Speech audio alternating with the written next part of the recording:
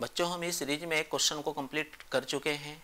आज हम second question की बात कर रहे हैं, जो आपकी ऑर्गेनिक केमिस्ट्री में नेम रिएक्शन के नेम से पूछा जाता है। तो आपके ऑर्गेनिक केमिस्ट्री में लगभग 30 से 40 नेम रिएक्शन है। इतनी सारी रिएक्शनों को याद रखना आपके लिए बहुत ही मुश्किल काम होता है। इसलिए आज हम यहाँ पर कुछ नेम रिएक्शनों के बेसिस पर और कितनी नेम रिएक्शनों को हम आसानी से याद कर सकते हैं, उनको बहुत आसानी से लिख सकते हैं, उस पर हम बात करेंगे। हमारा जो सेकंड क्वेश्चन है वो नेम रिएक्शन वाला है। आपने जैसा कि थंबनेल में देखा होगा कि मैंने वहाँ पर बोला है कि भाई आपको ये जो 3 नेम रिएक्शन है, Wurtz reaction, second Sandmeyer reaction और थर्ड आपकी कार्बाइलेमिन रिएक्शन, इन 3 रिएक्शनों को केवल आपको याद करना है। इन 3 रिएक्शनों के बेसिस पर ये जो बीच में मैंने नेम रिएक्शनें दी है, Fittig, Wurtz Fittig, Frankland, Ullmann, Williamson, Hofmann, है ना, फिंकलेस्टीन, गटरमैन, राइमर-टिमैन, ये रिएक्शन है आपको इन 3 रिएक्शनों के बेसिस पर अपने आप ही याद हो जाएगी। आप यहाँ पर देख सकते हो कि 1 2 3 4 5 6 7 रिएक्शन है, इस वुड्स रिएक्शन के बेसिस पर है, और एक ये गटरमैन रिएक्शन इस रिएक्शन के बेसिस पे है, और राइमर-टिमैन रिएक्शन जो है वो आपकी कार्बाइलेमिन रिएक्शन के बेसिस पे है।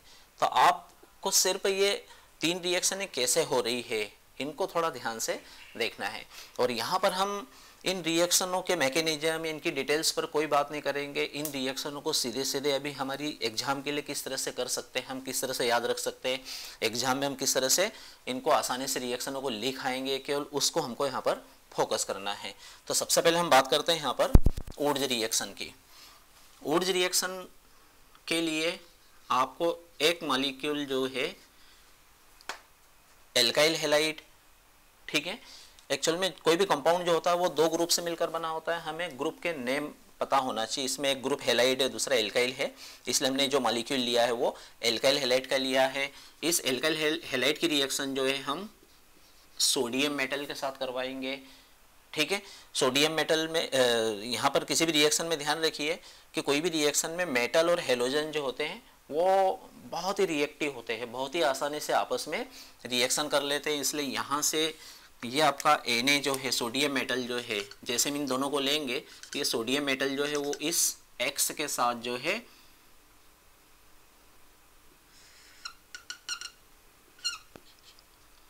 आसानी से जो है NaX के रूप में इस तरह से निकल जाएगी। लेकिन जैसा कि आपने देखा है Na और X जो है NaX के फॉर्म में इस तरह से निकल गई, लेकिन आपका ये जो एल्काइल ग्रुप है ये आपका इस तरह से अकेला रहेगा है ये, ठीक है। तो ये भी किसी न किसी दूसरे ग्रुप को अपने साथ कंबाइन करेगा, क्योंकि कोई भी कंपाउंड जो है वो 2 ग्रुप के कॉम्बिनेशन से बनते हैं। इसलिए अभी यहाँ पर फिलहाल कोई दूसरा ग्रुप तो है नहीं, इसलिए हम इसी का एक और मॉलिक्यूल यहाँ पर लेंगे, RX। तो ये जो Na है इधर से भी इस X को निकालेगा, चूँकि यहाँ पर 2X हो गए इसलिए यहाँ पर भी हम 2Na लेंगे। तो इस तरह से आपका ये 2Na और ये 2X और माइनस के फॉर्म में जो है वो 2NaX इस तरह से आपकी रिमूव हो जाएगी। अब आपके पास एक एल्काइल ग्रुप यहाँ पर है और एक एल्काइल ग्रुप आपका यहाँ पर है, और इस तरह से ये दोनों एल्काइल ग्रुप आपस में कंबाइन होकर के एल्केन बनाएंगे, ठीक है। तो ये होती है आपकी वुड्स रिएक्शन। इस वुड्स रिएक्शन के लिए एक चीज़ और आपको ध्यान रखना है कि यहाँ पर आपको ड्राई ईथर लेना है। अब ये चूँकि हम रिएक्शन की डिटेल्स पर बात नहीं कर रहे हैं, इसलिए फिलहाल के लिए यहाँ पर ध्यान रखिए कि भाई हमको इन रिएक्शनों को याद कैसे करना है। फिलहाल हम आसानी से एग्जाम में जो है इनको किस तरह से कराएंगे वो हमारा यहाँ पर मेन पर्पस है। इसलिए यहाँ पर हम तो केवल ध्यान रखें कि वुड्स रिएक्शन में RX और RX के 2 मॉलिक्यूल लेना है और 2Na के साथ रिएक्शन करवाना है। यहाँ से आपका ये 2X और ये 2Na -2NX के रूप में निकल जाएगा। R और R आपस में कंबाइन करके एल्केन बना लेंगे। तो शायद बच्चों आप वुड्स रिएक्शन को तो बहुत आसानी से कर लोगे, ठीक है। इसकी आप प्रैक्टिस कर लो। सिर्फ आपको एक रिएक्शन जो वुड्स रिएक्शन है वो किस तरह से लिखी जा रही है वो आपको सिर्फ आना चाहिए।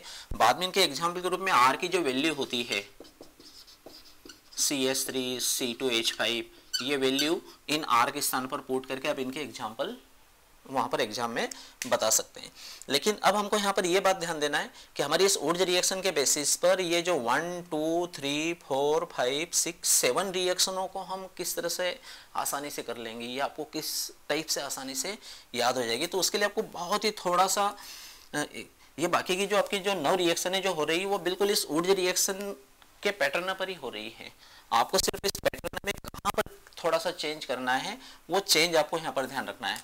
जैसे कि हम फर्स्ट रिएक्शन देख रहे हैं, फिटिंग रिएक्शन।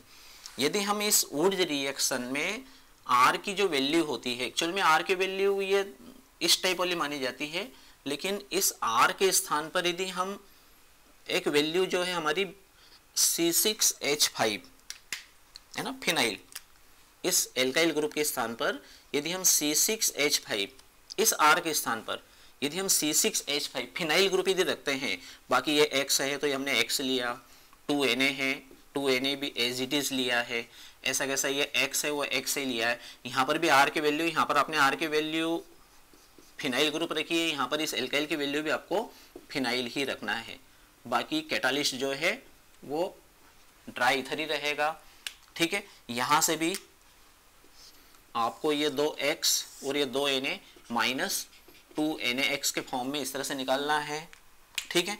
जो बचेगा ये फिनाइल ग्रुप और ये फिनाइल ग्रुप, जिस तरह से एल्काइल और एल्काइल मिलकर के एल्केन बना रहे थे, ऐसा कैसे फिनाइल और फिनाइल डाइफिनाइल कंपाउंड यहाँ पर बनाएंगे। तो देखो ये जो रिएक्शन है, ये आपकी रिएक्शन जो है वो कौन सी रिएक्शन है, फिटिंग रिएक्शन, ठीक है। बात समझ में आई, फिटिंग रिएक्शन है। इस फिटिंग रिएक्शन के ठीक नीचे हम आ रहे हैं ऊर्जा फिटिंग। तो आपने देखा होगा ऊर्जा रिएक्शन में RX लिया है हमने दोनों साइड, फिटिंग रिएक्शन में दोनों साइड C6H5 और C6H5 लिया है, बाकी तो सारी कंडीशन है वैसे वैसे। तो फिर आप समझ गए ऊर्जा फिटिंग में आपको एक साइड जो है RX की वैल्यू लेना है, दूसरी साइड जो है C6H5X लेना है। यानी मैं यहाँ पर एक साइड जो है ये वाली वैल्यू रखूंगा C6H5X प्लस 2Na, और सेकेंड साइड जो है वो मैं आपकी इस RX ऊर्जा रिएक्शन की वैल्यू को ही पुट करूंगा RX, ठीक है। आ रही बात समझ में। तो यहां से जो है आपका ये 2Na और 2X, ये 2Na और ये 2X, इसको आप माइनस के रूप में इस तरह से 2NX निकाल दीजिए। बाकी ड्राई इथर आपको लेना ही है। तो C6H5R, तो एक जो है आपका बेंजीन रिंग है और दूसरा R एल्काइल बेंजीन, इस तरह से आपको ये प्रोडक्ट मिलेगा। तो देखो इस रिएक्शन को जो हमने यहाँ पर नाम दिया है वो क्या होगा, ऊर्जा फिटिंग रिएक्शन। क्यों? क्योंकि एक बार हमने इस रिएक्शन में इस RX के स्थान पर ऊर्जा की वैल्यू रखी हुई है RX, और इस RX के स्थान पर हमने वैल्यू फिटिंग की रखी है, देखो C6H5, इसलिए पूरी रिएक्शन जो है ऊर्जा फिटिंग हो गई है। तो आप यहाँ पर ध्यान दे सकते हो, ऊर्जा रिएक्शन में दोनों साइड RX से ही लेना है, फिटिंग रिएक्शन में दोनों साइड C6H5X लेना है, जबकि ऊर्जा फिटिंग में एक साइड RX लेना है, दूसरी साइड जो है ये बेंजीन रिंग के साथ X वाला लेना है। तो आपको ये दो जो रिएक्शन है ये तो क्लियर हो गई होगी। अब हम बात करते हैं तीसरी, फ्रैक्लैंड रिएक्शन। फ्रैक्लैंड रिएक्शन जो है वो इसी के पैटर्न को मैं ले रहा हूँ ना, ऊर्जा रिएक्शन का जो पैटर्न है उसी को मैं यहाँ पर ले रहा हूँ। तो मैंने यहाँ पर क्या लिया, RX ली, RX प्लस, अब देखो ये जो आपका सोडियम मेटल है, आपको इस सोडियम मेटल के स्थान पर जो है जिंक मेटल लेना है, और बाकी आपका RX, ठीक है। लेकिन सिर्फ ये कि जिंक की वैलेंसी 2 होती है, इसलिए आपको यहाँ पर सोडियम की वैलेंसी 1 होने के कारण हमको 2X को निकालना था, इसलिए यहाँ पर 2Na लिया था। जिंक की वैलेंसी 2 होती है, इसलिए अकेला ही यहाँ से जो है ये अकेला जिंक जो है दोनों X को अपने साथ कंबाइन करके माइनस के फॉर्म में क्या निकाल सकता है, ZnX2। बाकी कंडीशन जो है यहाँ पर वही की वही रहेगी, और इस तरह से R और R मिल करके ये भी यहाँ पर क्या बनाएगा, एल्केन। तो ये देखिए आप पूरी ऊर्जा रिएक्शन के बेसिस पर ही हो रही है, सिर्फ सोडियम मेटल के स्थान पर जिंक मेटल ली है हमने, बाकी पूरी रिएक्शन वैसे हुई है। तो ये जो रिएक्शन है ये हो जाएगी आपकी फ्रैक्लैंड रिएक्शन, ठीक है। तो यहां पर आपने ये देखा कि ये पूरी की पूरी जो है इसके बेसिस पर है, सिर्फ इस मेटल के स्थान पर जिंक लेना है, ऐसा कैसा, इसके बेसिस पर फिर एक रिएक्शन आपको ध्यान रखना है जो कि आपकी उल्मान रिएक्शन है। क्या करना है आपको, फिटिंग रिएक्शन जो है आपकी, उस फिटिंग रिएक्शन के बेसिस पर, फिटिंग रिएक्शन में क्या लिया आपने, C6H5X प्लस, अब जिस तरह से मैंने ऊर्जा रिएक्शन में Na के स्थान पर जिंक मेटल चेंज की थी, तो ये ऊर्जा रिएक्शन की क्या हो गई थी, फ्रैक्लन रिएक्शन हो गई थी। ऐसे से फिटिंग रिएक्शन में इस मेटल के स्थान पर यदि मैं कॉपर ले लेता हूँ मेटल को चेंज करते हुए, बाकी पूरे जो रिएक्टेंट है वैसा वैसे मैंने यहाँ पर रखे हैं, सिर्फ मैंने यहाँ पर कॉपर मेटल ले ली है, तो ये कॉपर भी जो है इन दोनों X को अलग से निकाल करके CuH2 बनाता है, बाकी कंडीशन वही की वही है, और दोनों फेनिल ग्रुप जो है आपस में मिल करके यहाँ पर डाइफेनिल बनाएंगे। ठीक है, बात समझ में आ गई।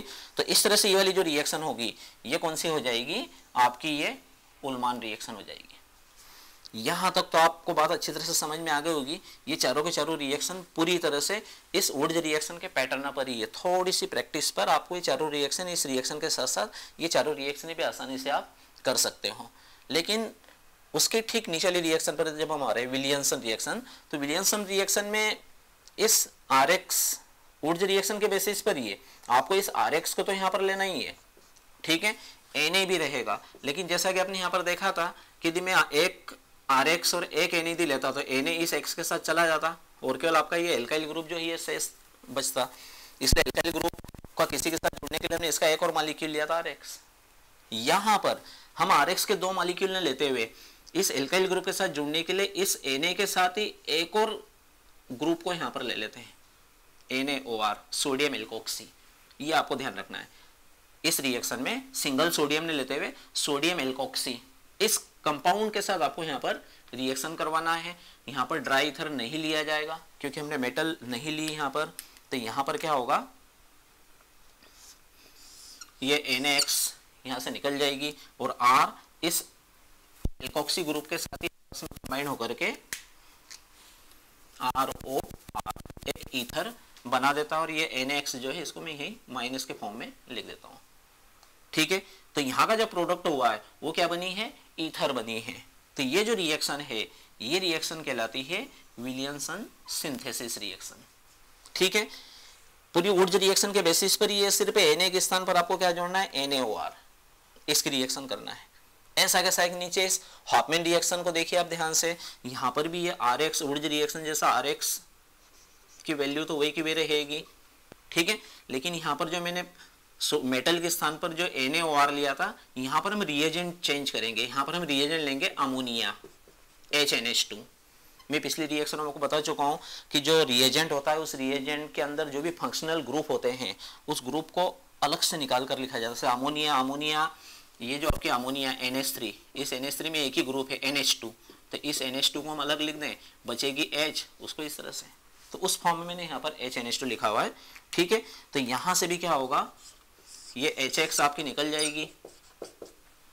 ठीक है, और RNH2 यहाँ पर बनेगी, यानी जिसको हम बोलते हैं एमाइन, जिसको हम बोलते हैं एमाइन। यहाँ के लिए कुछ कंडीशन है, 100 डिग्री सेंटीग्रेड टेम्परेचर, उसके बाद अमोनिया जो है उसका एल्कोहलिक या इथेनॉल या वाटर सॉल्यूशन, दोनों में से कुछ भी आप ले सकते हो, तो आपकी इस तरह से एमाइन बनेगी। तो ये जो रिएक्शन है ये रिएक्शन आपकी होगी हॉफमैन रिएक्शन। अब लास्ट जो है आपकी है ना फिंकलेस्टीन रिएक्शन जो है, उसमें भी आपको ये RX तो लेना ही है, लेकिन यहाँ पर हम रिएजेंट जो वो हम यहाँ पर बदल रहे हैं, और रिएजेंट जो है ना वो मैं यहाँ पर क्या ले रहा हूँ, Ki ले रहा हूँ। ठीक है, तो इस तरह से यहाँ से आपका ये Kx निकल जाएगा और Ri यहाँ पर इस तरह से बनेगी, Ri माइनस Kx। तो ये हो जाएगी आपकी है ना फिंकलेस्टीन रिएक्शन।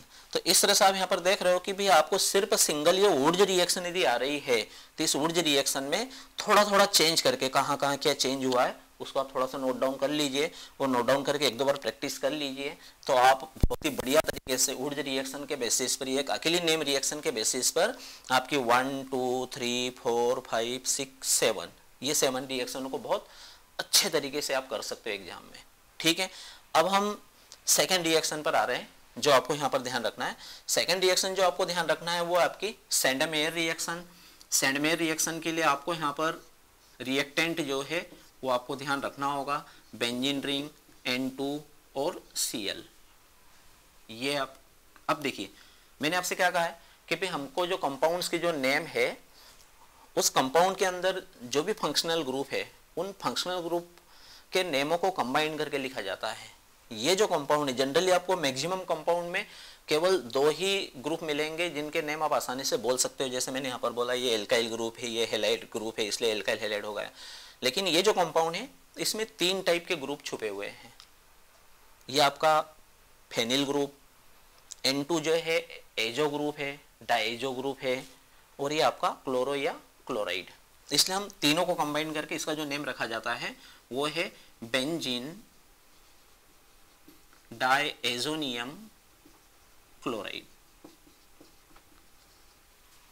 ठीक है, तो सेंडमेयर रिएक्शन के लिए आपको ये कंपाउंड ध्यान रखना होगा। हम यहां पर इस कंपाउंड के ऊपर HCl की रिएक्शन करवाते हैं इन द प्रेजेंस CuCl। ठीक है, इतना आपको सेंडमेयर रिएक्शन में ध्यान रखना है। ये जो आपका साल्ट होता है ये साल्ट है, साल्ट जैसे हम हीट करेंगे तो ये इस तरह से अपने सारे ग्रुप में अलग अलग डिवाइड हो जाता है। कैसे, ये फिनाइल ग्रुप जो है वो इस तरह से अलग हट जाएगा, एजो ग्रुप जो है वो तो N2 गैस के रूप में इस तरह से निकल जाएगी, Cl भी जो है वो इस तरह से अलग हो जाएगी। ठीक है, बात समझ में आ रही? ठीक, तो यहाँ की जैसे ही ये HCl की ये वाली जो Cl है, ये Cl यहाँ पर आसानी से जुड़ जाएगी। ये वाली जो H है वो इसके साथ मिलकर के ये भी इस तरह से HCl के रूप में हो जाएगी। तो इस तरह से आपको यहाँ पर जो मिलता है वो क्लोरोबेंजीन। आप इसके स्थान पर HBr ले सकते हो, तो यहाँ पर क्या हो जाएगा, ब्रोमोबेंजीन। ठीक है, सेंडमेयर रिएक्शन पूरी तरह से क्लियर हो गई। अब देखो इस सेंडमेयर रिएक्शन के बेसिस पर जो है हम आसानी से ये गटरमैन रिएक्शन को आसानी से ध्यान रख सकते हैं। इसी के पैटर्न पर है वो, सिर्फ आपको क्या करना है, ये जो बेंजीन रिंग है ये एजो ग्रुप और Cl यानी बेंजीन डाइजोनियम क्लोराइड, वो तो वही लेना, आपको ब्रोमाइड भी ले सकते हो है ना, प्लस HBr या HCl जिसकी भी रिएक्शन करवाना चाहिए वो ले सकते हैं हम। लेकिन सिर्फ थोड़ा सा जो अलग है वो क्या है, ये आप देख रहे हो कि सेंडमेयर रिएक्शन में CuCl कैटलिस्ट आपने यहाँ पर लिया है। यहाँ पर आपको कैटलिस्ट जो है सिर्फ कॉपर पाउडर लेना है, वहां CuCl लेना है, यहाँ पर कॉपर चूर्ण लेना है, पाउडर लेना है। तो उसी तरह से इसको तोड़ दो, तीनों ग्रुप को अलग अलग, ये हो जाएगी फिनाइल, N2 जो है N2 गैस के रूप में निकल जाएगी, और ये Cl जो है वो इस तरह से अलग हो जाएगी। तो फिर ये वाली जो Br है, ये Br आपकी इस रिंग के साथ जुड़ जाएगी, और ये वाली जो H है वो इसके साथ कंबाइन होकर के HCl बना देगी। तो देख रहे हो बच्चों आप, बहुत ही आसान है ये दोनों रिएक्शन है। सेंडमेयर रिएक्शन इसको थोड़ा सा याद रखिए, सिर्फ CuCl के स्थान पर Cu ले लेंगे तो वो आपके आसानी से हो जाएगी। अब हम बात करते हैं लास्ट हमारी तीसरी जो कार्बाइलेमाइन रिएक्शन, जो कि बहुत ही इंपॉर्टेंट रिएक्शन मानी जाती है। ये कैसे हो रही है इसको ध्यान से देखिए। कार्बाइलेमाइन रिएक्शन के लिए आपको यहाँ पर 1 डिग्री एमाइन RnH2, एक तो इसे आपको ध्यान रखना है। इसकी क्लोरोफॉर्म के साथ CsCl3, इस क्लोरोफॉर्म के साथ जो है बेस के प्रेजेंस में, बेस यहाँ पर एक्सिस में लिया जाता है, ज़्यादा लिया जाता है। कितना लिया जाता है, जितने आपके ये Cl है उतने ही आपको यहाँ पर NaOH लेना होंगे। एक्चुअल में ये एमाइन की रिएक्शन क्लोरोफॉर्म के साथ होती है, लेकिन इस बेस के प्रेजेंस में होती है। तो आप बहुत सारे ऑर्गेनिक केमिस्ट्री की रिएक्शनों में देखे होंगे कि भाई हमें यहाँ पर इस Cl की ज़रूरत नहीं, तीनों Cl को हटाने के लिए हम यहाँ पर बेस जो है वो यहाँ पर 3 NaOH यहाँ पर ले रहे हैं। तो कितने NaOH लेना है, जितनी आपकी इस क्लोरोफॉर्म में है। तो इस रिएक्शन को याद रखने के लिए आपको क्या करना है, ये जो 3 Cl है वो तो इस 3 मेटल के साथ निकल जाएंगे। मैं यहीं पर माइनस के फॉर्म में लिख रहा हूँ 3 NaCl। ठीक है, इन 3 को निकालने के साथ ही अब आप यहाँ पर क्या देख रहे हो कि यहाँ से लेके यहाँ तक जितनी भी हाइड्रोजन और ऑक्सीजन है उसको वाटर मॉलिक्यूल के रूप में निकालो। तो आप यहाँ देख सकते हो 1 2 3 4 और 2 यहाँ है, यानी टोटल हमारे पास 2 3 और 3 6 हाइड्रोजन है, और आप देख रहे हो कि 3 ऑक्सीजन भी, तो ये 6 हाइड्रोजन और ये 3 ऑक्सीजन, ये किस फॉर्म में निकलेगी, 3H2 वाटर मॉलिक्यूल के फॉर्म में। फिर क्या बचता आपके पास, R N और यहां से C, R बचा है, N बची है और C बची, R यानी एल्काइल, NC यानी आइसोसाइनाइड, एल्काइल आइसोसाइनाइड, एक बहुत ही बैड स्मेलिंग गैस है ये, ठीक है, एल्काइल आइसोसाइनाइड, ठीक है। तो ये तो है हमारी कार्बाइलेमिन रिएक्शन। एक्चुअल में एनसी का जो पुराना जो नाम है वो एल्काइल कार्बाइलेमिन, इसलिए इसको हमने कार्बाइलेमाइन रिएक्शन बोला है, ठीक है। रिएक्शन करना अभी हमको यहाँ पर केवल सीखना है, बाकी दूसरी चीज़ों पर अभी हम फोकस नहीं करेंगे। तो कार्बाइलेमिन रिएक्शन में क्या आ रहा है, 1 डिग्री एमाइन प्लस क्लोरोफॉर्म और प्लस NaOH, जितनी क्लोरोफॉर्म में Cl है उतने आपको ध्यान रखने के लिए उतनी आपको लेना है। तीनों Na और तीनों Cl निकल गई, उसके बाद यहाँ से लेके यहाँ तक जितने हाइड्रोजन और ऑक्सीजन है उसको वाटर के फॉर्म में निकाल दो, तो आपके पास भी प्रोडक्ट जो बचेगा RNC, ठीक है। अब आप यहाँ देख रहे हो कि इस कार्बाइलेमिन रिएक्शन के बेसिस पर जो है वो हम राइमर-टिमिन रिएक्शन को भी आसानी से याद रख सकते हैं। आपको सिर्फ इस एमाइन के स्थान पर जो है आपको लेना है फिनॉल, फेनिल और ऑल, तो ये क्या हो आपका फिनॉल। बाकी आप देख रहे हो क्लोरोफॉर्म की रिएक्शन है, तो ठीक है हम क्लोरोफॉर्म ले लेते हैं, 3NaOH या KOH,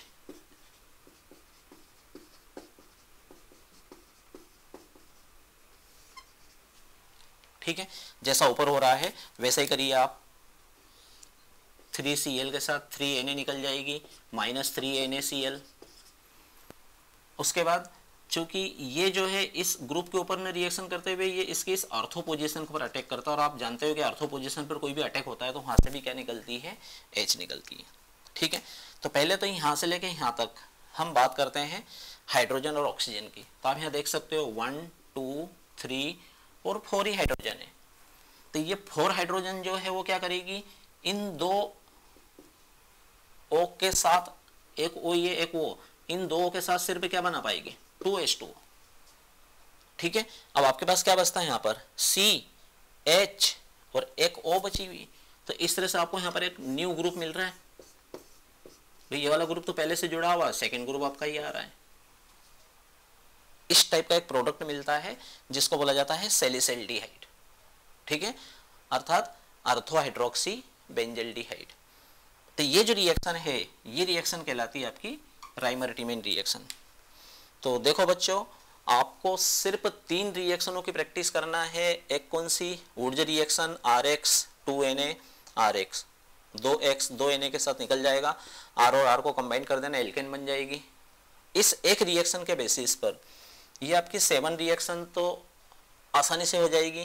क्या करना है आपको, R की दोनों R के स्थान पर बेंजीन रिंग लेंगे तो फिटिंग, यदि एक साइड बेंजीन रिंग और एक साइड RX से रहने दिया तो ऊर्जा फिटिंग, ठीक है। चौथी रिएक्शन में इस Na के स्थान पर जिंक मेटल ले ली तो फ्रैक्लैंड, और इस सेकेंड रिएक्शन में सोडियम के स्थान पर कॉपर ले ली तो उलमान, ठीक है। उसके बाद अगली रिएक्शन में RX का RX तो लिया ही लिया है, सिर्फ सोडियम न लेते हुए सोडियम के साथ एल्कोक्सी ग्रुप ले लिया तो ईथर बन जाएगी, तो वो क्या कहलाएगी आपकी विलियमसन, ठीक है। और सोडियम एल्कोक्सी की बजाय यदि अमोनिया की रिएक्शन करवा रहा है RX लेकर के तो फिर वो हो जाएगी आपकी हॉफमैन, ठीक है। और लास्ट जो है आपकी फिंकलेस्टीन रिएक्शन जो है उसमें आपको Ki की रिएक्शन करवाने ने एक टाइप का हेलाइड जो आप दूसरे टाइप के हेलाइड में कन्वर्ट कर रहे हो ना, RX जो आपका RI में कन्वर्ट हो रहा है, एक्चुअल में एल्काइल आयोडाइड बनाने के लिए ये रिएक्शन है। तो इस तरह से देखा आपने कि आप आसानी से इन रिएक्शनों को इस रिएक्शन के साथ ध्यान रख सकते हो। तो इस तरह से आपकी 7 तो ये हो गई और एक ये 9 नेम रिएक्शन तो ये हो गई है। और उसके बाद फिर सेकेंड सेंडमेयर रिएक्शन, जहां पर आपको ये रिएक्टेंट ध्यान रखना होगा, बेंजीन डाइजोनियम क्लोराइड, इसको आप तोड़ दो इस तरह से, फिनाइल ग्रुप में N2 में और Cl में, तीनों में डिवाइड कर दो। HCl जो उसका Cl यहाँ जुड़ जाएगा, या HBr लेंगे तो Br यहाँ जुड़ जाएगी, और बाकी जो आपका ये बन जाएगा। और सेंडमेयर के साथ आप गटरमैन को ध्यान रख सकते हो, जहां पर आपको सिर्फ क्या चेंज करना है, CuCl के स्थान पर Cu पाउडर लेना है, ठीक है। आपको CuCl के स्थान पर Cu पाउडर लेना है, बाकी पूरी पूरी रिएक्शन की कॉपी है। ऐसा कैसा? यदि हम कार्बोनिल रिएक्शन की बात करें तो एमाइन की क्लोरोफॉर्म के साथ रिएक्शन हो रही है और जितने Cl है उतने NaOH लेना है। 3 Na और 3 Cl निकालने के बाद यहाँ से लेके यहाँ तक सारे हाइड्रोजन और ऑक्सीजन को वाटर मॉलिक्यूल के रूप में निकालना है, बचेगा RNC। और नीचे वाली जो आपकी राइमर-टिमिन रिएक्शन है उसमें सिर्फ इस एमाइन के स्थान पर ये फिनॉल लेना है। ठीक है, तो क्या होगा यहाँ से कि 3 Na और 3 Cl निकल गई, बाकी ये 3 और 1 4 H के साथ 2 ही ऑक्सीजन निकल पाएगी, इसलिए C बचा है, H बचा है, O, CHO ग्रुप वहां पर जोड़ देंगे। तो इस तरह से ये राइमर-टिमिन की रिएक्शन हो गई है। तो बच्चों आज जो हमने जो है वीडियो भी काफ़ी लंबा होगा, इसलिए आज जो हम यहाँ पर केवल ये 3 रिएक्शन है आज आप प्रैक्टिस कर लो। कौन कौन सी? वुड्स, सेंडमेयर और कार्बाइलेमिन, तीनों की प्रैक्टिस जब हो जाए आपको तो फिर किसके बेसिस पर कैसे किया जाता है उसकी थोड़ी सी आप प्रैक्टिस कर दो। तो इस तरह से आपको इन 3 रिएक्शनों के बेसिस पर 1 2 3 4 5 6 7 8 9 रिएक्शनें आसानी से आपको बिल्कुल हो जाएगी। ठीक है, तो आज आप इसकी प्रैक्टिस कीजिए। और मैं आपसे ये कहना चाह रहा हूँ कि भाई यदि आपको मेरा वीडियो बहुत अच्छा लग रहा है, यदि आपको फ़ायदा हो रहा है तो बिल्कुल आप इस वीडियो को लाइक करना ना भूलें। और कोई प्रॉब्लम है तो मुझे आप कमेंट बॉक्स में लिख सकते हैं, मैं आपको उस प्रॉब्लम को ठीक करने की कोशिश करूँगा। ठीक है।